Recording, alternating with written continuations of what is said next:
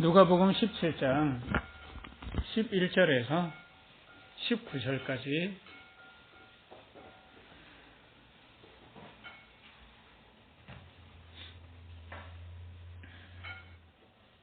(10명의) 환자들이 주님의 은혜로 치유를 받았는데 주님께 나와서 감사했던 사람은 몇 분이었을까? 나머지는 어디로 갔을까를 한번 생각하면서 읽어보시면 좋겠습니다. 함께 읽습니다. 예수께서 예루살렘으로 가실 때에 사마리아와 갈릴리 사이로 지나가시다가 한 촌에 들어가시니 문둥병자 10명이 예수를 만나 멀리 서서 소리를 높여 가로되 예수 선생님이여 우리를 긍휼히 여기소서 하거늘 보시고 가라사대 가서 제사장들에게 너희 몸을 보이라 하셨더니 저희가 가다가 깨끗함을 받은지라. 그 중에 하나가 자기의 나은 것을 보고 큰 소리로 하나님께 영광을 돌리며 돌아와 예수의 발 아래 엎드려 살해하니 저는 사마리아인이라. 예수께서 대답하여 가라사대 10사람이 다 깨끗함을 받지 아니하였느냐? 그 9은 어디 있느냐? 이 이방인 외에는 하나님께 영광을 돌리러 돌아온 자가 없느냐 하시고 그에게 이르시되 일어나 가라 내 믿음이 너를 구원하였느니라 하시더라. 너의 믿음이 너를 구원하였다라고 하는 이 말씀을 우리 좀 생각하는, 그래서 어떻게 사는 삶이 구원의 삶인가를 좀 생각해 봤으면 좋겠습니다. 구원받았습니까? 라고 할 때 보통 어떤 말로 바꿀 수 있는가 하면 당신은 죽어서 천국 가십니까? 라는 말로만 대체하는 거로 생각을 합니다. 그런데 나는 정말 구원받은 사람인가? 예를 들면 기쁜 일이 오고 슬픈 일이 와도 나는 그 순간에 기쁜 일에 빠지지 않고 슬픈 일에 빠지지 않고 그렇게 나는 일에 빠지지 않고 구원받은 사람인가? 내가 이렇게 만나서 행복한 사람이 있고 만나서 불쾌한 사람이 있는데 그 행복감에 빠지지도 않고 불쾌함에 빠지지도 않으면서 나는 그 순간을 그 사람을 정말 마음을 다해서 대할 수 있는가? 그런 구원을 함께 생각해 봤으면 좋겠습니다. 아이가 내 마음을 너무 기쁘게 하면 아이고 내 새끼 하고 그 아이한테 빠져버려요. 그리고 그 아이가 말을 진짜 안 들으면 어떻게 이런 놈이 내 속에 나와서 하고서 그 아이에 대한 미움에 빠져버려요. 이렇게 보통 빠지거든요. 근데 나는 그 순간에 빠지지 않고 구원받은 자답게 그 아이를 따뜻한 마음으로 잘하든 못하든 대할 수 있는 거예요. 내가 마음에 드는 상황이든 아니든 나는 구원받은 자답게 그렇게 따뜻하게 대할 수 있는가? 그 상황을 한번 생각해 봤으면 좋겠습니다. 오늘 그 10명의 환자들이 나오죠. 이분들이 어떤 병을 앓고 있습니까? 그때 당시에 문둥병 환자나 지금이나 별반 다를 거 없을 거예요. 일단 이 문둥병에 걸렸다면 한센병에 걸리면 이 자기가 이게 지금 그 병을 앓는 것을 그 통증이 느껴질까요? 문둥병은 일단은 살이 썩어져 나가도 살의 부위가 떨어져 나가도 통증을 못 느끼는 그 무서운 병이잖아요. 그런데 이것이 더 무서운 것도 이웃에게 전염이 되니까요. 격리가 돼요. 그래서 참 사람들은 사람 속에서 살아야 사람답게 인간다운 삶을 살아갈 수 있는데 격리가 되니까요. 그것이 참으로 어려운 거죠. 그래서 이 고립된 상태에서 끊임없이 살아가면서 언제 여기서 노연할지 모르는 삶을 살아가게 되는데 예수님이 지나간다는 소식을 듣고 이 사람들이 다 나와서 예수님께 멀리 서서 우리를 불쌍히 여겨달라고 하고 간절히 구할 때 예수님께서 어떤 말씀을 하십니까? 그들에게 가가지고 치유를 내주십니까? 아니면 14절을 보시면 어떤 말씀으로 그분들에게 말씀하시는가 하면 보시고 가라사대 어떻게 하라고 하십니까? 가서 제사장들에게 몸을 보이라라고 하십니다. 이 제사장에게 몸을 보인다는 의미가 어떤 의미인가 하면 지금은 병이 나았다 안 나았다는 누가 확증을 해줍니까?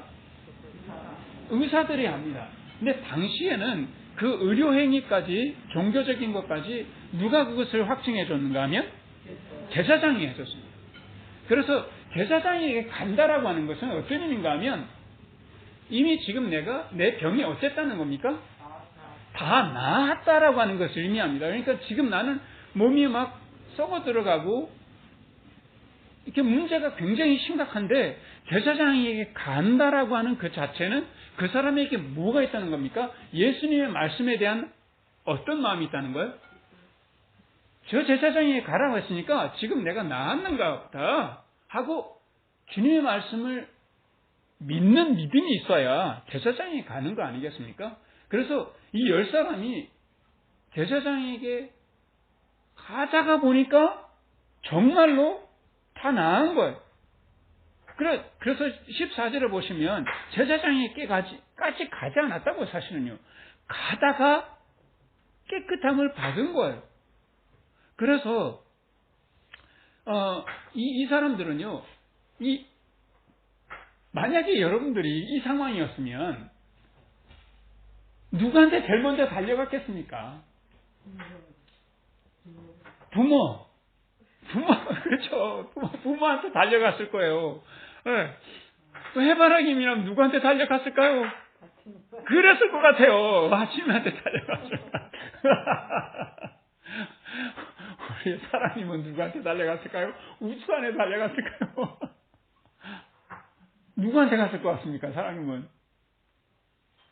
어떤 집으로 갔겠죠. 어떤 집으로? 그러니까 내 집으로 갔겠죠. 그러니까 내가 집으로 갔겠죠. 네, 집으로 갔을 거예요. 그러면 보세요. 자, 집으로 다들 막 가고 만나고 싶은 사람들, 너무나 그리운 사람들을 만나러 갔을 거란 말이죠. 그러면 얼마 동안 행복할까요? 정말 서로 만나자마자 부둥켜 안고 네가 다 나았구나. 너무너무 감사하고 너무 행복하고 그동안 나누지 못했던 그런 수많은 이야기들을 나누고 며칠 동안 행복할까요? 하루. 한나절. 네. 그 다음에는요. 무슨 일이 벌어질까요? 너 근데 몸이 다 나았는데 이제 어떻게 살 건데? 생각 안 해본 거잖아, 이거. 그동안에 몸이 아픈 동안에는 내가 내 힘으로 먹거리를 준비하지 못했단 말이죠. 이제는 내가 몸이 건강해졌으니까 이제는 내가 먹고 살아야 돼. 그리고 가족들도 그냥 내가 한 입 얹혀 있는 거 부담스럽게 생각해요. 그러니까 그렇게 간절히 바랬던 그 가족들도 어떻게 생각하냐면 짐스러워 이렇게 생각하는 거죠. 이럴 줄은 낳자마자 내 병에서 노연하자마자 이렇게 짐스럽게 생각할 줄은 모르는 거죠. 그래서 가족한테 후다닥 다 나가고 자기 집으로 가버린 거예요. 그게 또 하나의 올무가 될 줄은 모르는 거죠. 참 사람이 이렇게 단순합니다. 그래서 그 9은 다 낳고 난 다음에 그 다음에 나는 절대로 병에 걸리지 않을 거야 하고서 건강이 바로 우상이 돼버립니다.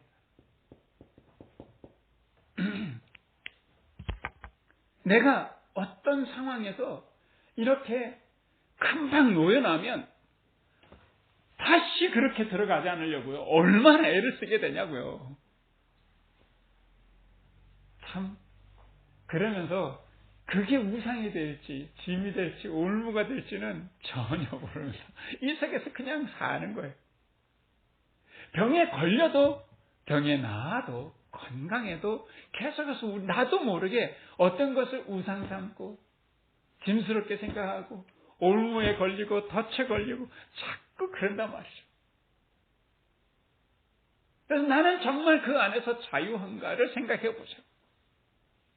나는 아파도 그 건강해도 나는 그 건강에 매이지 않고 정말 자유로운 겁니다. 가족이 내 마음을 잘 알아줘도 그렇지 않아도 그것에서 내가 자유로울, 정말 따뜻하게 대할 수 있는, 마음이 통해도 마음이 통하지 않아도 따뜻하게 대할 수 있는 그런 내 마음이 정말 자유로운가? 를 한번 생각해 보세요. 지금 예수님께서 이 한 사람이 돌아와서 예수님 발 앞에 엎드리는 그 사람을 보고서 이렇게 물으시는 거예요. 그 9은 어디 갔냐는 거예요. 우리들은 내가 이렇게 건강하게 된 것은, 내가 오늘 이렇게 살아가는 것은 내가 그동안에 열심히 살았기 때문이지. 내가 열심히 공부했고, 내가 직장 얻고, 내가 부지런하지 않았으면 누가 이렇게 하게 하겠어. 이게 다 내 덕이야. 하고서 자기 잘한 것을 생각한다면 어느 한순간에 내가 올무에 빠진 것 같고 내 삶이 어려워지고 그러면 또 뭐라고 불평하면 그때 그러지 말걸. 내가 그렇게 바보같이 그때 그렇게 결정하고 이런 상황에 빠졌을까. 좀 더 부지런했으면 얼마나 좋았을까 하고서 또 자기 탓을 한단 말이에요. 그러니까 어쩌면 나라고 하는 올무와 가족이라고 하는 덫과 내가 건강해야 된다라고 하는 그런 우상 속에서 우리 삶이 계속해서 살아가요. 그래서 그 9 중에 우리가 들어가는 것은 아닌가를 한번 생각해 보죠. 나는 그곳에서 정말 구원받은 사람인가? 이런 거 해서. 그러니까 내가 천국 가 정도만 아니라 오늘 하루를 정말 천국으로 살아. 그런 천국을 살아가는 구원받은 사람인가를 생각해 보자고. 상황이 어떻든지 간에 병에 걸려도 병에서 나아도 건강해도 내가 정말 천국을 살아가는가, 구원받은 사람으로 살아가는가. 그래서 이 사람을 보면 어떻게 하는가 하면요, 15절에 보시면 그 한 사람은 어떻게 하는지 같이 한번 읽겠습니다. 그 중에 하나가 자기의 낳은 것을 보고 큰 소리로 하나님께 영광을 돌리며 돌아와 16절 예수의 발 아래 엎드려 살해하니 저는 사마리아인이라 라고 하십니다. 이 사람의 신분은 사마리아인입니다. 사마리아인은 어떤 사람이었냐면요, 이스라엘의 북쪽 이스라엘, 남쪽 유대로 이렇게 이루어졌는데 이 북쪽 이스라엘이 아수르에 점령이 됐을 때 이 아수르는 이 사람들을 어떻게 다스렸는가 하면 민족을 통혼을 시키는 거예요. 그래서 다른 나라 민족을 이쪽에 집어넣어서 이 사람들이 우리는 이스라엘 사람이야. 우리는 순혈족이야. 그래서 우리 민족을 지켜야 돼. 이렇게 하지 못하도록 여기를 다른 민족이 들어와서 통혼을 하게 하는 거예요. 그러니 남쪽 유대 사람들한테는 이 사마리아 사람들은 개돼지 취급을 받은 거예요.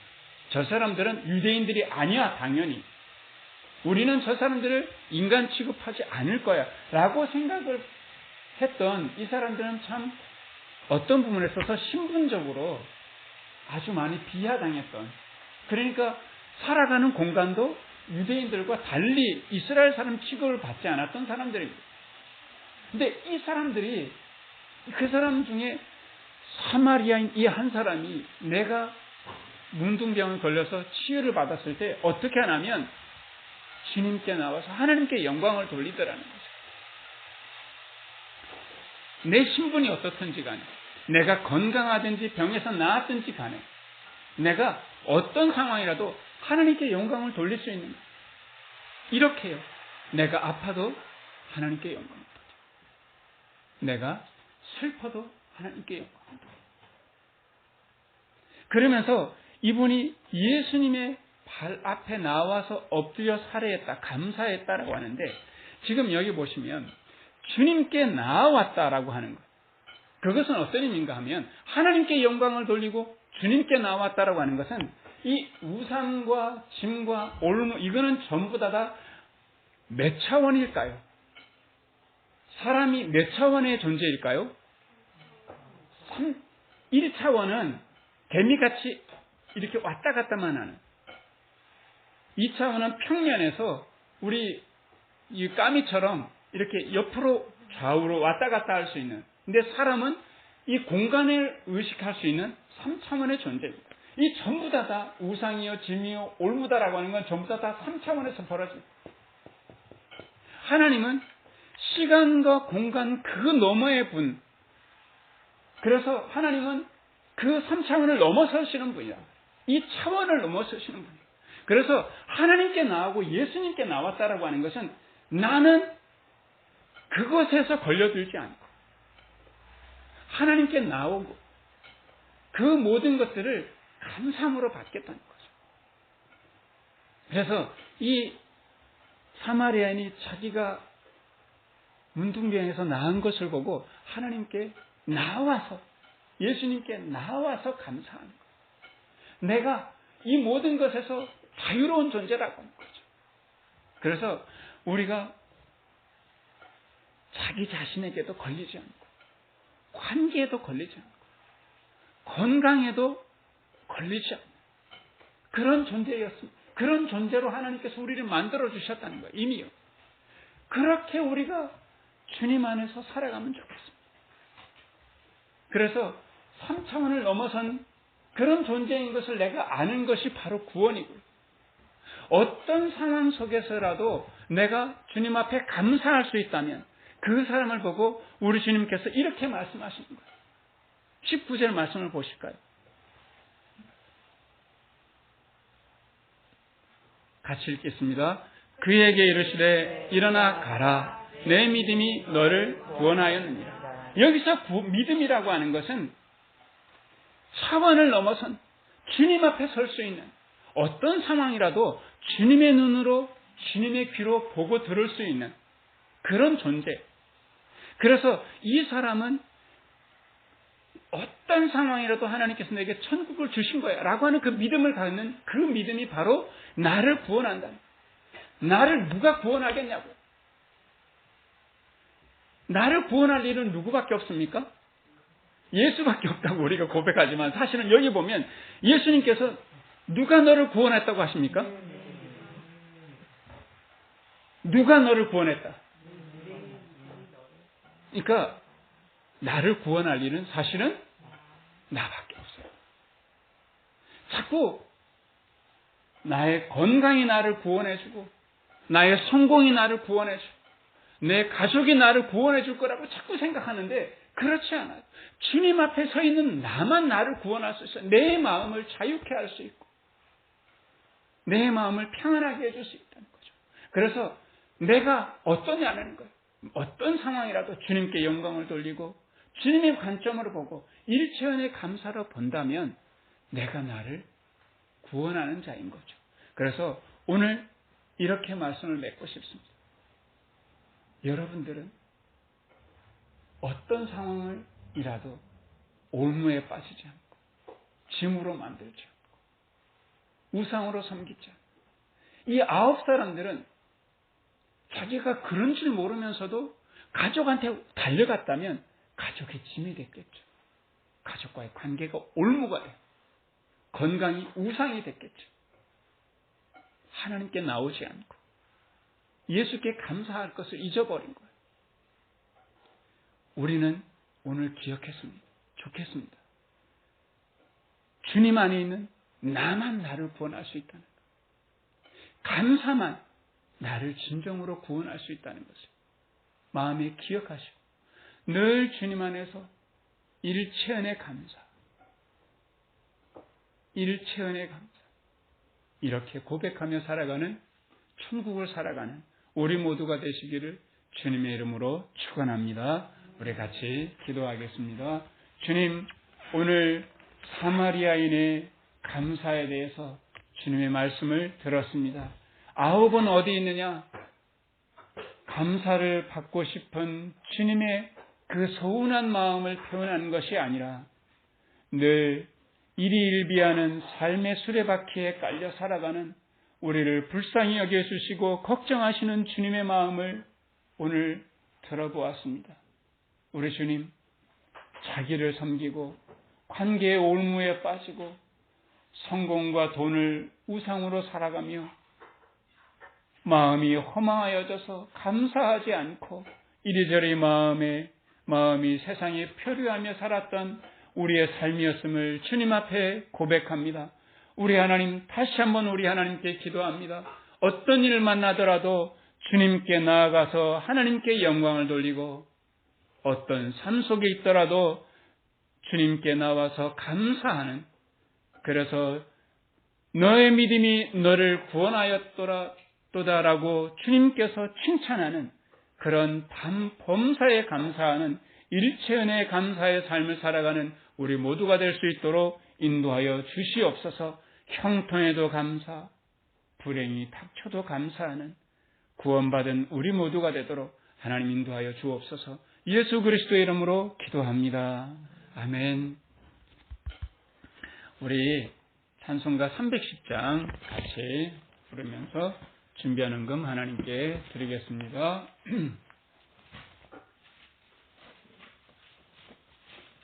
찬송가 310장입니다.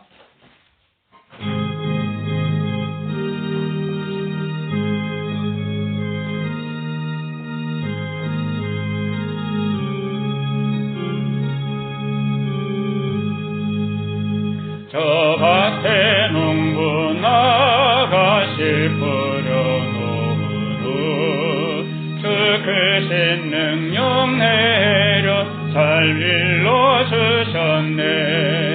그 사시사철 따라 햇빛과 단비를 저 밭에 내려주니 그 사랑 한없네.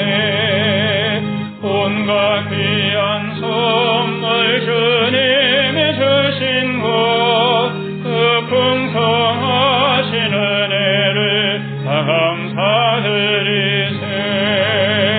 저 산과 들을 보라 참 아름답구나. 길가에 고운 꽃도 주님의 솜씨라.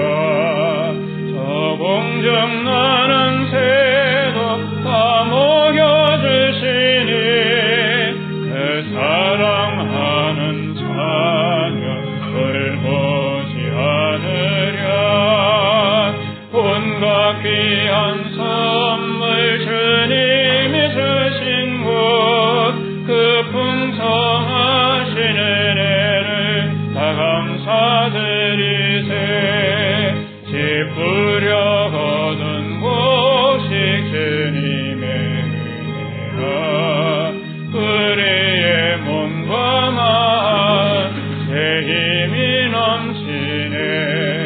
저 은혜 받은 우리 다 감사하면서 이 예물 드리오니 다 받아주소서. 온갖 귀한 선물 주님이 주신 곳 그 풍성하신 은혜를 다 감사드리세.